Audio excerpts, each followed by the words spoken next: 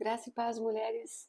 Hoje eu quero falar com vocês a respeito do capítulo 2, que a gente teve um encontro presencial, mas eu fiquei de passar para vocês aqui, capítulo 2, 3 e 4, né, durante esse mês, cada semana encaminhar um capítulo.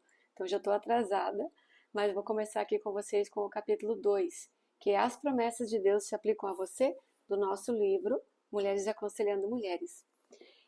No capítulo 2 falava assim, o que realmente é uma promessa, né? Então ele começa mostrando que a gente usa a palavra promessa com muita facilidade, mas o problema é que nós raramente cumprimos com as nossas promessas. Nós prometemos tomar um café com uma amiga, ligar para ela mais tarde, porque a gente encontra assim na rua, e aí acaba que a gente não faz isso. Então a gente promete, mas não cumpre. Isso sem falar que quando a gente, né, promete uma noite daquelas com o marido, daí chega a noite e a gente, tá cansada, daí, né, dá uma desculpa e acaba, né, não cumprindo aquilo que prometeu. Ou então, né, para quem é mãe e tem filhos, sabe que as crianças não esquecem, e se você promete alguma coisa a eles, eles vão ficar muito chateados quando a gente não cumpre com aquilo que a gente prometeu. Só que Deus, ele é diferente, porque Deus, ele é perfeitamente fiel. Então ele sempre cumpre tudo o que promete. As suas promessas, elas nunca falham, nunca atrasam e não mudam. Se Deus prometeu, ele vai cumprir no tempo e na maneira dele. Segundo Pedro 3,9 fala que o Senhor não retarda a sua promessa, ainda que alguns a julguem demorada. Pelo contrário, ele é paciente com vocês, não querendo que ninguém pereça, mas que todos cheguem ao arrependimento. Números 23:19 também fala que Deus não é homem para que minta, nem filho do homem para que se arrependa ou que mude de ideia. Será que tendo ele prometido não o fará? Ou tendo falado não cumprirá? Então é isso que acontece.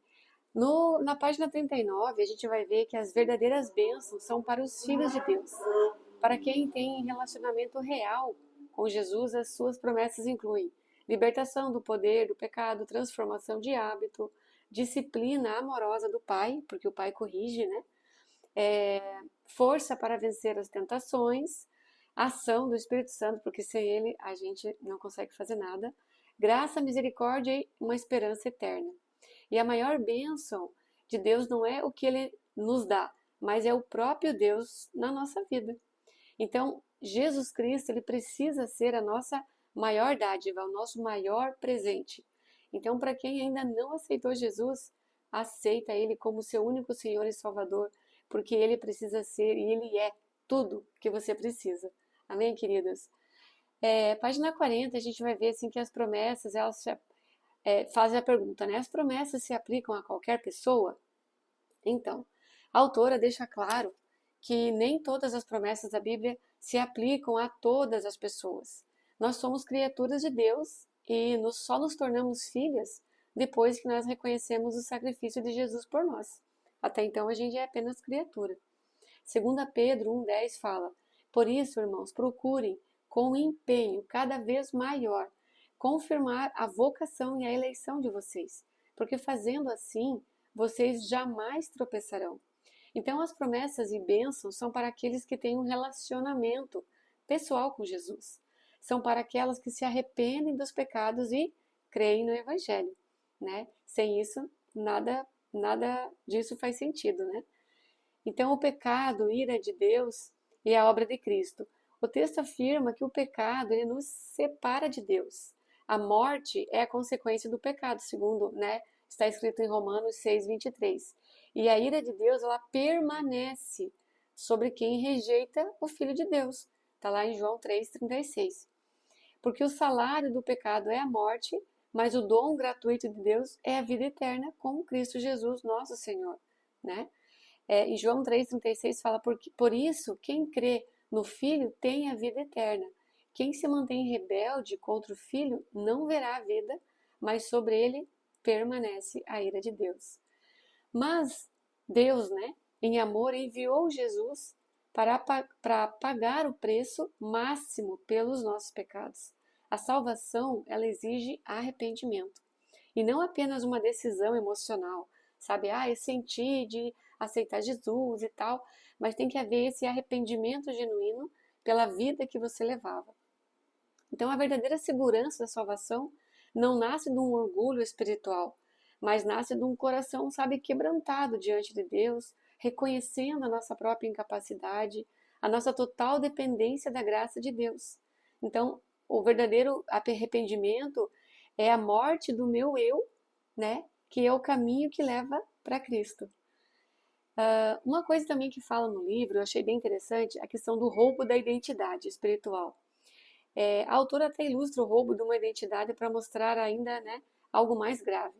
Crer falsamente que receberá as bênçãos de Deus sem ser de fato filha de Deus é como se alguém quisesse acessar a sua conta bancária não sendo você. Sabe, ninguém acessa as promessas de Deus sem estar em Cristo. É impossível isso, porque as promessas são para aqueles que creem. Então é um engano espiritual pensar que eu sou filha, mas na verdade eu não sou. Muitas pessoas acreditam que são filhas, mas continuam andando nas trevas. Elas desejam as bênçãos de Deus, mas rejeitam a submissão de Cristo. É um auto-engano muito perigoso, porque ela gera uma falsa esperança, uma falsa segurança espiritual. Então não basta eu me identificar como crente, né? Tá aqui minha carteirinha, sou crente da igreja tal, né? Mas eu preciso viver como Cristo viveu, né? Não tem como eu me apaixonar por Jesus e ainda continuar, né, presa às coisas desse mundo. Não tem como eu vir louvar o Senhor, né, do domingo de manhã e à noite eu estar na balada, né, curtindo todas. Não condiz, né, com o que está na palavra.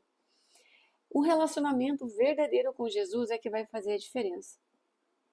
Crer em Jesus não é apenas concordar em fatos históricos, frequentar uma igreja, como eu falei, ou ter uma aparência cristã. Eu falo assim que é só passar um verniz de crente, né? Não é isso. A gente precisa verdadeiramente ser crente, né? E a Bíblia ensina que é necessário um arrependimento genuíno do pecado, né? Aquele que roubava não rouba mais, aquele que mentia não mente mais, aquela que adulterava não adultera mais, aquela que fofocava não fofoca mais. A confissão do pecado e o caminho de volta, importantíssimo isso, e a fé em Cristo, que as suas orações são atendidas. E é também a transformação real de vida. Então, realmente é uma metanoia, uma mudança de mentalidade, uma mudança de comportamento. Jesus alerta que muitos dirão Senhor, Senhor, mas não entrarão no reino dos céus, pois não fazem a vontade do Pai, que é Deus. Isso está em Mateus 7, 21. Então, a identidade cristã, ela produz frutos genuínos. E as falsas identidades, ou o falso evangelho, também está cheio por aí. O texto denuncia um cristianismo falso, muitas vezes disfarçado de tolerância e de amor, mas que adiciona uma retirada de verdade da palavra de Deus. Então, um falso evangelho minimiza o pecado, evita o arrependimento e promete bênção sem cruz, né? A palavra de Deus fala assim: aquele que quer vir após mim, negue-se a si mesmo, tome a sua cruz e me siga. Então, o que é negar a si mesmo? É negar os nossos desejos carnais, é negar as coisas que antes faziam sentido para nós, mas a partir de agora não, eu preciso ter uma mudança de vida genuína e verdadeira. Nem toda igreja que usa a Bíblia está submissa ao Evangelho verdadeiro.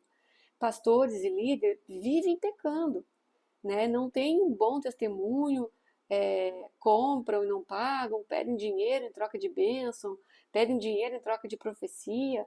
Isso não é bíblico. Isso não é bíblico. Então precisa tomar cuidado, precisa ler, né? Conhecer a palavra. Na própria Bíblia tem várias advertências sobre o falso evangelho, né? O texto reforça que somente o evangelho de Cristo salva. Qualquer outro evangelho vazio conduz no fim, à ira de Deus. E essas advertências existem porque há muitos falsos cristãos que creem em ensinos distorcidos, ensinados por falsos mestres. Eles afirmam pertencer a Cristo, mas não pertencem. Então, a prosperidade material não é prova de bênção espiritual, porque Satanás também dá muita coisa e se você não tiver, né, os olhos bem abertos, você vai ser enganado. A Bíblia fala assim que a porta larga, né, ela passa muita gente, mas a porta estreita você precisa se ajustar para passar, né? Então a porta larga conduz para a perdição e muitos entram por ela, porque é mais fácil, né? Muitos pensam estar debaixo da bênção de Deus porque alcançaram conforto, sucesso, estabilidade, quando na verdade estão sendo enganados e caminhando para longe de Deus, né? O mundo oferece, né, a concupiscência da carne, dos olhos, a soberba da vida, né? Mas nem tudo que vem do mundo, né? O que está no mundo não pertence ao Pai, né? 1 João 2,16 fala isso. Então a gente precisa ter um autoexame espiritual.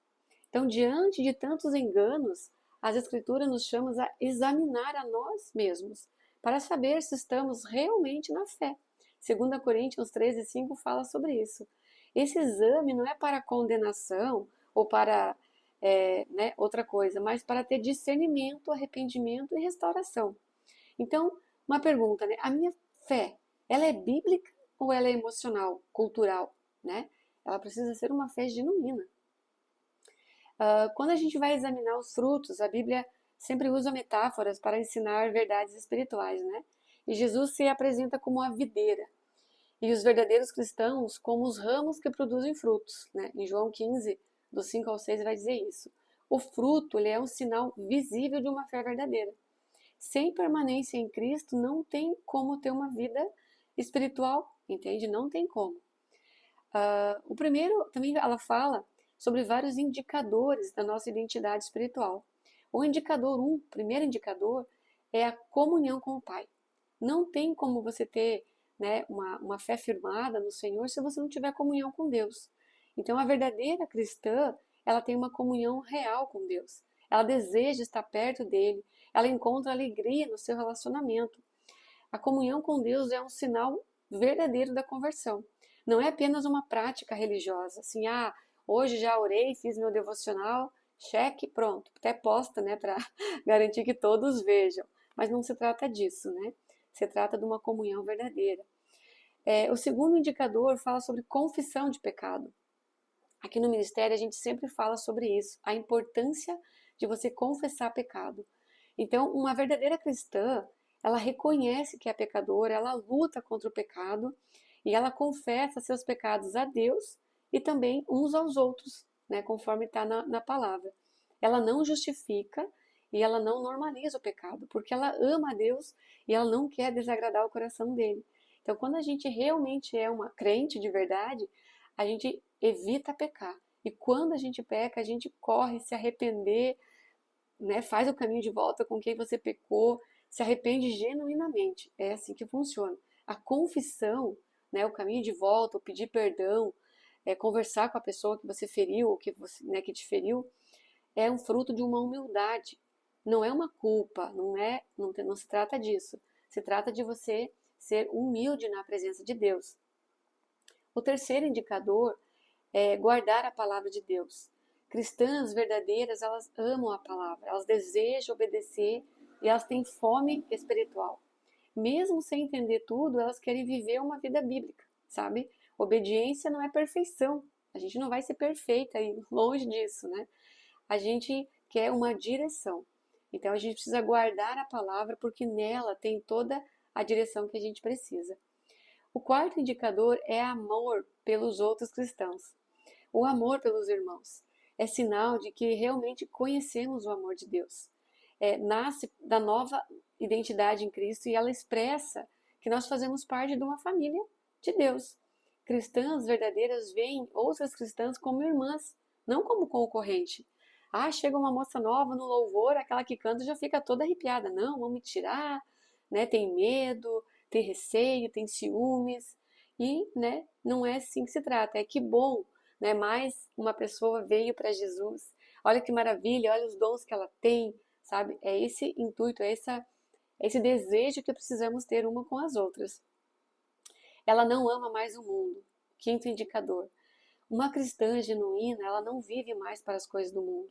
Aquilo que ela fazia antes não faz mais sentido, sabe? Ela sair com qualquer homem, ir nas baladas, sabe? Fazer coisas mundanas, se expor, sabe? Sem necessidade, expor o seu corpo, a sua vida, sabe? Ela não encontra mais satisfação nessas coisas. E ela deseja ter uma vida separada, Uma vida santa é uma vida separada, né? Ela pode usufruir das bênçãos terrenas, mas ela não é escravizada por elas, entende? Ela pode sim sair, ela pode fazer as coisas que ela tem vontade, mas aquilo que fazia ela pecar, que aproximava ela do pecado, ela evita, porque ela não tem mais desejo para essas coisas. O sexto indicador é o amor pela verdade. Cristãs, mulheres verdadeiras, elas desejam ser ensinadas pela palavra. Elas têm um coração humilde, sabe? Elas têm um coração ensinável.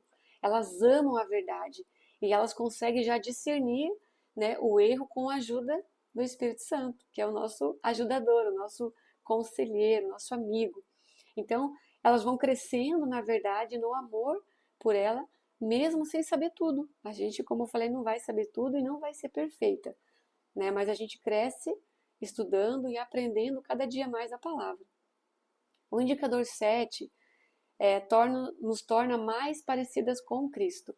A verdadeira cristã, ela é marcada por um crescimento no caráter.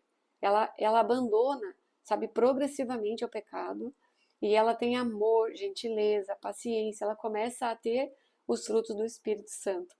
Então, a esperança do retorno de Cristo leva ela a ter uma vida examinada à luz das Escrituras. Então, ela está sempre preocupada com aquilo que Deus vai pensar a seu respeito. Então, é como se eu vivesse o tempo todo, né, num Big Brother, assim, onde Deus está vendo tudo que eu faço. E realmente Ele está vendo tudo que eu faço. Né? Só para tornar mais perceptivo, né, essa palavra. Então, se eu vou fazer algo errado, mesmo lá no meu secreto, eu não posso fazer algo que desagrada ao Senhor, que vai contra a palavra dele. Mesmo que aquilo me traga prazer. Eu não posso, eu tenho que fugir disso, né? Porque a palavra de Deus fala que é pecado.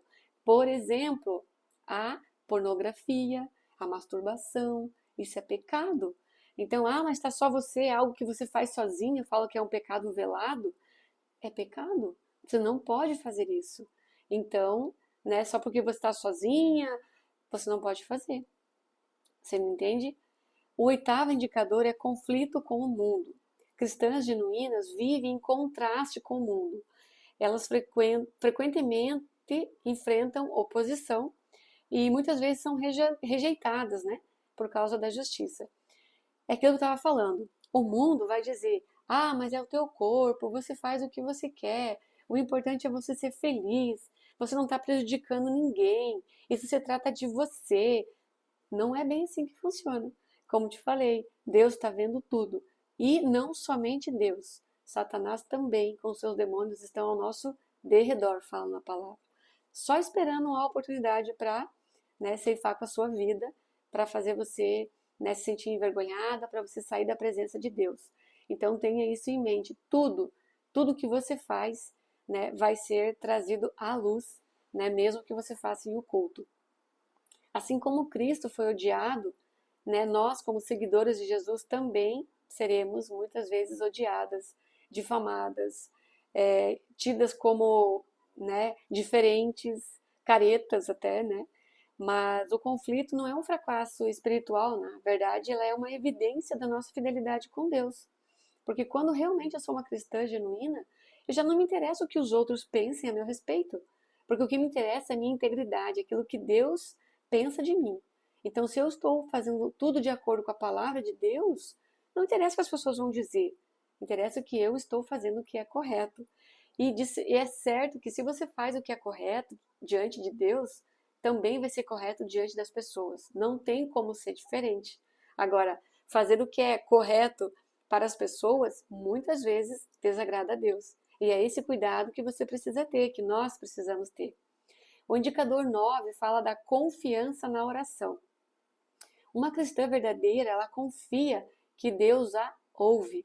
Ela ora segundo a vontade de Deus, ela ora biblicamente. E ela descansa no tempo perfeito de Deus. Então, mesmo em meio a dúvidas, a lutas, ela persevera na oração. Né? 1 João 5, do 14 e 15, fala isso, a gente tem que perseverar em oração. A gente tem que orar crendo que o Senhor vai fazer, que o Senhor vai cumprir, porque Ele não é homem para que minta. É isso que fala nessa palavra, né? Então, a gente precisa se certificar da nossa verdadeira identidade. Quem eu sou perante Deus? Quem eu sou perante, né, os meus familiares, aos meus amigos, quem eu sou no meu secreto com o Senhor, né? A autora até faz um apelo amoroso e direto, né? Você está disposta a examinar a sua própria vida para confirmar a sua identidade em Cristo? Então, as promessas, amadas, elas são exclusivamente para os filhos, para as filhas de Deus. Quem é filha de Deus pode descansar, mesmo, né, sendo imperfeita, sabendo que todas as bênçãos que estão, né, na palavra, que existem na palavra, elas são para elas, são para nós, né? Então, o arrependimento nos aproxima de Deus, né? O capítulo termina com um chamado muito claro, né? Para a gente se sujeitar a Deus, resistir ao diabo, aproximar-se do Senhor e purificar o nosso coração, né? Tiago 4, 7 e 8 fala isso. Então a gente precisa de uma identidade verdadeira, sabe, que produz arrependimento contínuo e uma intimidade com Deus crescente, ou seja, todos os dias. A gente não pode negociar o nosso tempo com Deus. Ele precisa ser uma prioridade, uma premissa na nossa vida. Amém, amadas? Então entendam que as promessas do Senhor se aplicam sim para todas que são filhas e se sentem filhas de Deus. Amém? Até o próximo capítulo.